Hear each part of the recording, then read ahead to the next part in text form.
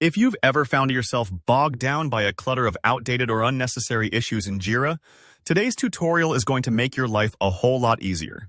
In just a few minutes, I'll walk you through exactly how to delete multiple issues in Jira at once so you can keep your projects tidy, organized, and efficient. By the end of this video, you'll know how to clean up those backlogs without having to remove each issue one at a time. Let's jump right in. First, make sure you're logged into your Jira account. Go ahead and open up Jira in your browser, or launch the app if that's how you prefer to work. This might seem obvious, but being signed in is important so you'll have the correct permissions to make changes in your projects. If you're not seeing the projects you expect, double-check that you're in the right Jira workspace and using the proper account.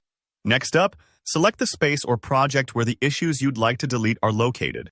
Think of your workspace like a filing cabinet. Each space or project is a drawer with its own set of files. Take a moment here to make sure you've chosen the right project, because the last thing you want is to accidentally delete issues from the wrong area. You can usually switch projects from the sidebar or the project drop-down menu at the top. Just a couple of clicks, and you're ready for the next step. With your project open, look for the List view. This is where Jira displays all your issues in a tidy list format, making it easy to see what you have and select exactly what you want to work with. If you don't see a list option, check for a View as List button, or use the navigation menu to find it. Sometimes the layout between Jira Cloud and Server can vary a little, but the core idea remains the same. Now comes the fun part, selecting the issues you want to delete. At the top left corner of your issue list, you'll notice a checkbox. This acts just like the Select All feature in your email inbox. If you're sure you want to delete every issue listed, you can simply click this top checkbox and all issues will be selected in a flash. But if you only want to delete certain ones, maybe just some old bugs or duplicated stories, you can individually click the checkbox next to each issue you wish to remove. This method gives you control, so you only clear out what's truly unnecessary. It's perfectly fine to take your time here and review the issues before making a choice. Once you've made your selections, look towards the bottom of your screen.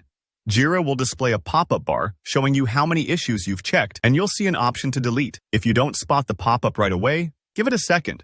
Sometimes it takes a moment to appear, depending on how many issues you've selected or your internet connection. Go ahead and click the Delete option. Jira is careful here. It doesn't want you to accidentally lose important work, so you'll be prompted with a confirmation step.